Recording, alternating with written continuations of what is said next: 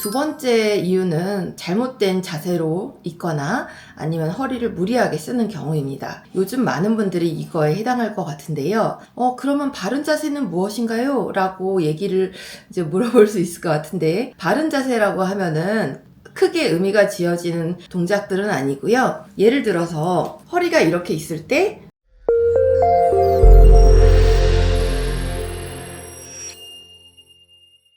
네, 안녕하세요. 닥터 눈솔입니다. 오늘은 현대인들이 허리가 아픈 원인 4가지에 대해서 한번 짚어보려고 합니다. 이거는 저도 반성을 해야 될 점이 있기 때문에 저도 허리가 안 좋거든요. 이런 얘기들을 하면서 짚어가 보고자 하는데요. 첫 번째는 복부 비만이거나 복부 주변 근육이 약한 경우입니다. 복부 비만인 경우에는 배가 보통 앞으로 튀어나오게 되죠. 현대인들의 그런 전형적인 모양이라고 해서 나오는 그림들이 있잖아요. 복부 비만인 경우에는 배가 앞으로 튀어나오게 되는데 허리에 부담이 이제 많이 증가되겠죠. 원래는 이렇게 C자로 커브가 되어 있는 게 정상이지만 커브가 더 앞으로 나오게 되는 경우가 많습니다.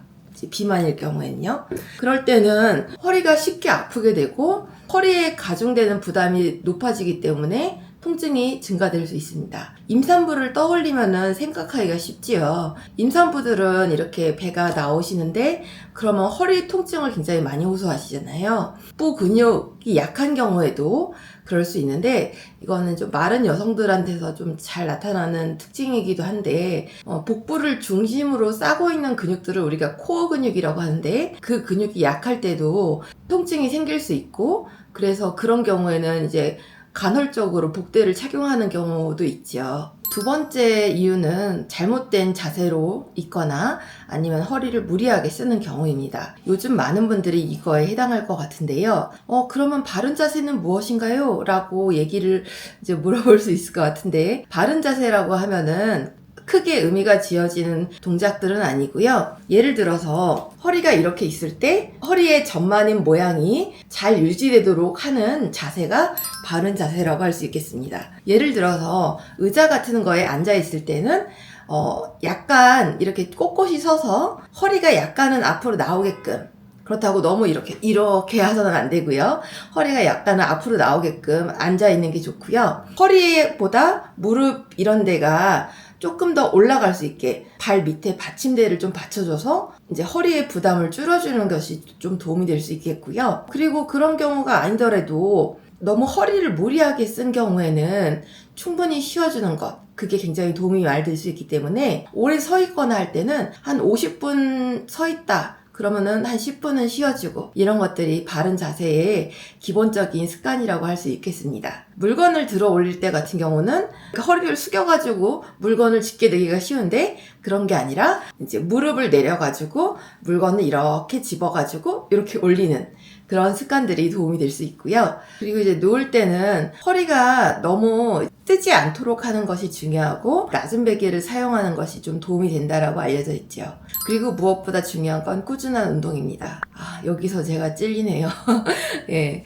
그리고 세 번째는 골다공증에 대한 얘기입니다. 골다공증이라고 하는 거는 뭐 여러 가지로 정의할 수 있겠지만은 뼈에서 칼슘이 빠져나가면서 골밀도가 떨어지는 거를 골다공증이라고 하죠. 전에도 한번 얘기한 적이 있었는데 이런 골다공증이 최근에는 굉장히 많이 늘고 있는 추세예요. 아무래도 골밀도가 떨어질 만한 일이 많이 생기기 때문에 그렇겠죠. 남자 같은 경우 흡연을 많이 한다거나 아니면 폐경기 여성 같은 경우, 그렇지 않더라도 복부 근육이 이제 약한 경우라던가 무리한 다이어트, 과음, 아니면 칼슘 영양 부족, 이런 것들이 원인이 될 수 있을 것 같고요. 이럴 때는 골밀도 검사를 해서 골밀도가 얼마나 낮은지를 봐서 골다공증일 때 또 당연히 치료를 해야 되지만 골 감소증일 때도 비타민 D를 이제 섭취하거나 칼슘 섭취, 이런 것들을 통해서, 그리고 꾸준한 운동, 이런 걸 통해서 골다공증을 예방하는 것이 정말 중요하다고 할 수 있습니다. 골다공증은 뼈가 약해지니까 생기는 통증들의 집합체라고 할 수 있는데, 그 중에 가장 많이 호소하는 것이 요통이거든요. 마지막으로 이제 얘기할 거는 허리에 퇴행성 변화가 생긴 경우입니다. 허리의 퇴행성 변화는 나이가 들면서 자연스럽게 생기기 쉬운데요. 자연스러운 변화가 너무 급격히 오거나 시간을 두고 오더라도 갑자기 이제 허리가 굽어지는 점점 그런 퇴행성 변화가 나타날 때 허리가 아프기 쉽습니다.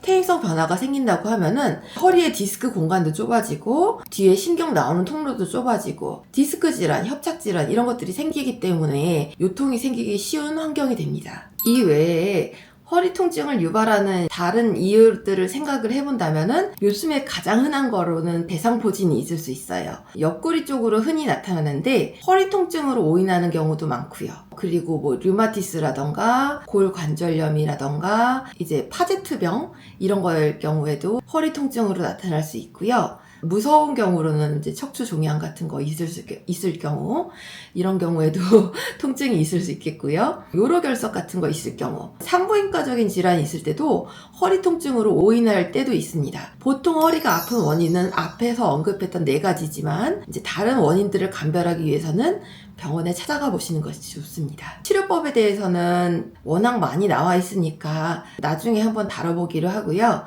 지금 제일 중요한 거는 바른 자세, 그리고 적절한 운동, 그리고 복부 근육을 강화시키는 것, 그런 것들이 도움이 될 수 있다는 거고요. 충분히 쉬어주는 거 당연히 도움이 되고요. 감별해야 될 질환들에 대해서는 위험 신호가 될 수 있기 때문에 그럴 때는 병원에 빨리 찾아오는 것이 좋겠다는 그런 생각이 듭니다. 예, 이상입니다.